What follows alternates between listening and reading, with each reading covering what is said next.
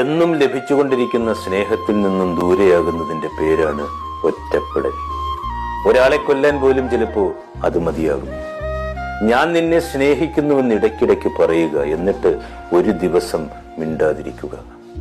അമിതമായി ആദ്യം പരിഗണിച്ചവർ തന്നെയാണ് ഒടുക്കം അവഗണനകൾക്കും തുടക്കമിട്ടത്.